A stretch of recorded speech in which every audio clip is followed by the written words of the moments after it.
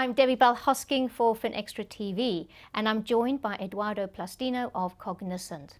We're here to chat about research by the Economist Impact called Future Ready Business, and the research has been supported by Cognizant.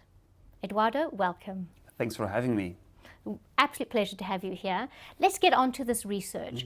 What would you say are the main threads in there that financial institutions can focus on to be future ready and remain relevant? Right, so for me, there are mainly three threads, which are innovation, use of data, and ESG, all of which are very important features of a modern business. So in terms of innovation, we have found that this industry is a laggard comparing to the other industries that we have looked at. And it's important to unpack a bit that, because obviously if you operate in this very strict regulatory environment, you want to proceed with caution. So in a way, that's a good thing. But at the same time, you see, we asked companies from across all industries if they see as a business critical priority to invest in this sort of project which has a low probability of success, but then if successful, will give you great benefits. And for this industry, it turns out that for most companies, it's not a business critical priority. So that to me is a red flag, because it does indicate that there's a culture that is not fully supportive of innovation. So that's the first area, innovation. The second one, and is not completely unrelated, is the use of data. And I mean, don't get me wrong, this is an industry that has access to a lot of data, and use of data analytics is widespread, but what we have found is that data governance isn't as developed as you'd expect, and that data is not really as much used in decision-making flows and processes as we expected. So that's the second point.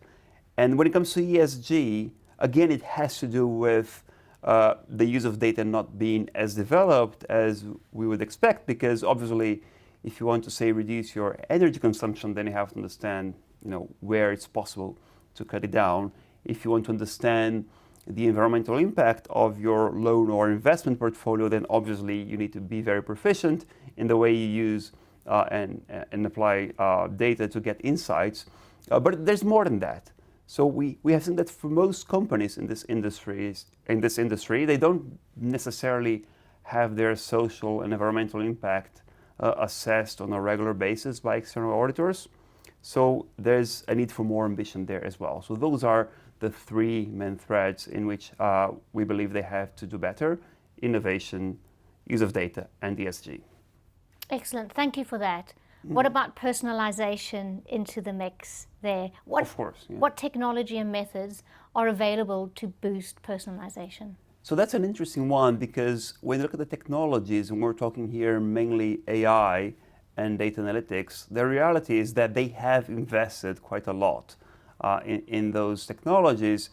And what's really missing is using those technologies, making the most of those investments by bringing them into their decision-making flows in a way that is conducive to what we call hyper-personalization, which would then allow them to develop more, obviously personalized products and services, which would then, attract more clients, improve their brand appeal, and will really give them a more granular understanding of their clients. And that in turn would help them, say, nudge their clients into making more sustainable investment and purchasing decisions. So you see, what we see is that this really sets in motion a virtuous cycle for a business that really wants to be a modern business. And talking about modern businesses, let's talk about operating models. If we're looking ahead, how should we be rethinking operating models? So what we see is that in recent decades, banks especially, they have tended to centralize at the enterprise level the management of most key functions. And for most areas, this is really a trend that has to continue, and that has even to be deepened a bit in areas such as what we have just mentioned, the use of data, all the information they can gather about their environmental impact, because having a sort of broad view across your company of how you're doing in those areas will allow you to accelerate the pace of your evolution in those areas. But there are a few areas in which really they have to move in the opposite direction, and those are the areas that have to do with personalization, where you want to be as close to your client as possible. This is where decisions have to be made. So when it comes to touchpoint management, for example, and anything else that has to do with delivering more personalized services to your clients, really those decisions, they have to be done very, very close to the client. So I think the big challenge for banks when it comes to thinking about their operating model in the next few years will be to understand in which areas decisions really have to be made at the enterprise level, and in which areas the key decisions really should be left to people dealing directly with the client. And of course, Eduardo, we've been talking about being future ready. But what about where we are now? What's your opinion on where the industry is now and those challenges you mentioned, and what are the steps to get us onto that journey of being future ready? So what we have seen is that financial institutions really have been able to modernize their core, to make good progress in core modernization. And that's really a very, very difficult area in which they have had some success, actually good success. And when we talk about core modernization, really what we're talking about is IT architecture, the technologies themselves that you need to make that IT architecture work. And we have seen in areas such as cloud investment that companies really are able to get good value from their investment. So that's very good news, and the industry really has done well there in general. But I'm afraid there's also a side which has to be improved on. And what we have noticed in this industry, in our research, is that in this industry, there isn't as much support from the top leadership in most companies for modernization efforts.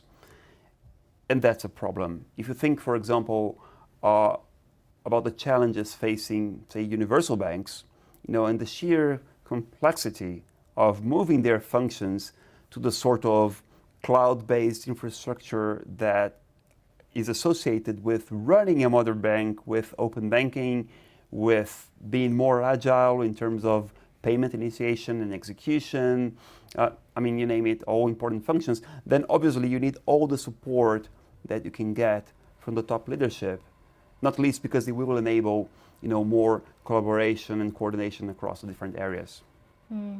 So lots to think about on this journey to be future ready, lots to work on now. Yes. Eduardo, thank you so much for joining us. Oh, thanks so much. Pleasure to be here.